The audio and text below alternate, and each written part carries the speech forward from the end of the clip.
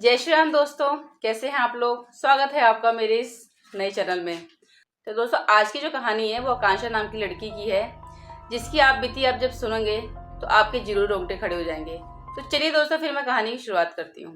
तो वीडियो को शुरू करने से पहले वीडियो पसंद आए तो लाइक जरूर करना, शेयर सब्सक्राइब जरूर करना। तो चलिए दोस्तों, फिर वीडियो की शुरुआत करते हैं। कोलकाता की 26 साल की आकांक्षा शर्मा सुंदर, पढ़ी लिखी, आत्मनिर्भर, एक आम लड़की की तरह उसके भी कुछ सपने थे।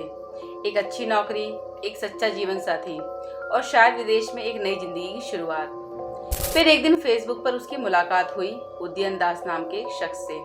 उम्र लगभग 32, रहने वाला भोपाल का, लेकिन खुद को बताया अमेरिका में रह रहे एक IAS अफसर। उसके प्रोफाइल में सब कुछ परफेक्ट था, स्मार्ट, पढ़ा लिखा, अमीर और ग्लोबल।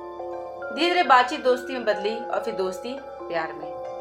उदयन ने आकांक्षा को बताया कि वह IIT दिल्ली से पढ़ा है। उसके पिता भेल में अफसर थे, अब रिटायर होकर रायपुर में फैक्ट्री चला रहे हैं, और माँ अमेरिका में रिटायर्ड DSP। बातों में दम था, स्टाइल में असर और झूठ में भरोसा। दिल्ली में दोनों की पहली मुलाकात हुई, फिर एक साथ हरिद्वार, मसूरी, देहरादून घूमे, साथ ही होटल में रुके। आकांक्षा को लगा कि ये वही लड़का है जिसे वह ढूंढ रही थी। कुछ ही महीनों में उदयन ने कहा, मैं अब अमेरिका नहीं जाना चाहता, तुम्हारे साथ यहीं भोपाल में बसना चाहता हूँ। आकांक्षा ने अपने माँ बाप से कहा कि वो न्यूयॉर्क जा रही है नौकरी के लिए, लेकिन असल में वो भोपाल में उदयन से शादी करने जा रही थी। शादी हुई भोपाल के पिपलानी इलाके के कालीबाड़ी मंदिर में।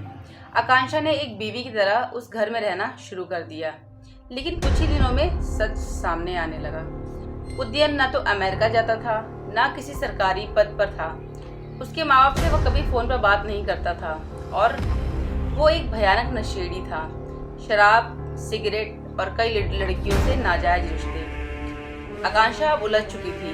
वह अपने परिवार से झूठ बोल चुकी थी। अब वो रोज घर में एक कैदी जैसी जिंदगी जी रही थी। फिर आई वो 14 जुलाई की भयानक रात। उदयन को आकांक्षा के मोबाइल में कुछ पुराने कम कपड़े वाले फोटो दिखे, किसी पूर्व प्रेमी द्वारा भेजे गए। उसके मन में शक गहरा गया। उसी रात गुस्से में, बदले में या अपने अंदर के वहशीपन में उदय ने आकांक्षा का कत्ल कर दिया। पहले तकिए से चेहरा दबाया, फिर गला घोटकर हड्डी तक चटका दी। सुबह होते ही उदयन ने एक पुराना बक्सा निकाला, आकांक्षा की लाश उसमें भरी, सीमेंट का घोल डाला और टेप से सिलकर रख दिया। फिर एक झूठी कहानी बनाकर एक मिस्त्री को बुलाया। मंदिर के लिए चबूतरा बनवाना है, ऐसा कहकर गड्ढा खुदवाया, बक्सा डाला, सीमेंट से पाटा और ऊपर संगमरमर का मार्बल लगवा दिया। चबूतरे पर आरती की थाली रख दी गई। आकांक्षा अब एक चबूतरे के नीचे दफन थी। पर कहानी यहीं खत्म नहीं होती। आकांक्षा के पिता शिवेंद्र शर्मा बांकुरा में बैंक मैनेजर थे। बेटी की बातचीत धीरे धीरे कम होती जा रही थी। कॉल बंद, फिर सिर्फ SMS, और फिर अब वो भी बंद। फिर उन्होंने पुलिस में रिपोर्ट दर्ज कराई। बांकुरा पुलिस ने मोबाइल लोकेशन ट्रेस की, सिग्नल भोपाल से आ रहा था। शिवेंद्र शर्मा खुद भोपाल आए उदयन से मिलने। उसने कहा, आकांक्षा तो न्यूयॉर्क में है, पर बाप की नजरें पढ़ना जानती थी, कुछ तो गड़बड़ है। क्राइम ब्रांच ने 30 जनवरी को भोपाल में जांच शुरू की। 2 फरवरी को पुलिस ने उदयन के घर दबिश दी। दरवाजा अंदर से बंद था। पुलिस वाले छत से घुसे। अंदर का नजारा रोंगटे खड़े कर देने वाला था। हजारों सिगरेट के टुकड़े, शराब की बोतलें, सड़ी हुई प्लेटें और दूसरे कमरे में एक चबूतरा, उसके ऊपर फांसी का फंदा। दीवारों पर लिखा था, I love आकांक्षी, forever mine till death। Police ने सवाल किए। पहले चुप्पी, फिर उदयन बोला, उसकी लाश चबूतरे के नीचे है। JCB से खुदाई हुई, सीमेंट टूटा, बक्सा निकला, अंदर आकांक्षा की हड्डियां, सड़ी हुई देह। पर यही मामला और उलझ गया। पुलिस ने पूछा, तेरे माँ बाप कहाँ हैं? कुछ ना बताने पर उदयन को 3rd डिग्री दी गई। और फिर उदयन बोला, मैंने उन्हें 5 साल पहले मारकर रायपुर वाले घर के लॉन में गाड़ दिया था। बड़ी ही बेशर्मी से बोला। उसने पूरी कहानी उगली। माँ का गला घोटकर मारा, फिर पिता को नींद की गोली देकर, दोनों की लाशें रात को गड्ढे में डालकर सीमेंट से बंद कर दी। फिर वो मकान 30 लाख में बेच दिया और भोपाल में ऐश करने लगा।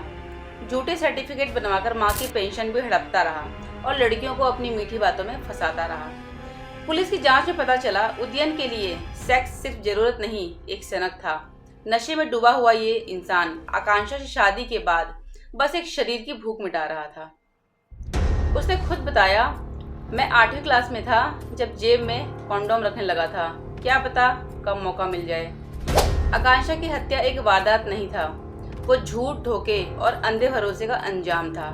शायद अगर उसने सोशल मीडिया पर किसी अजनबी पर भरोसा न किया होता, शायद अगर वो अपने माँ बाप से सच कह देती, शायद तब वो जिंदा होती।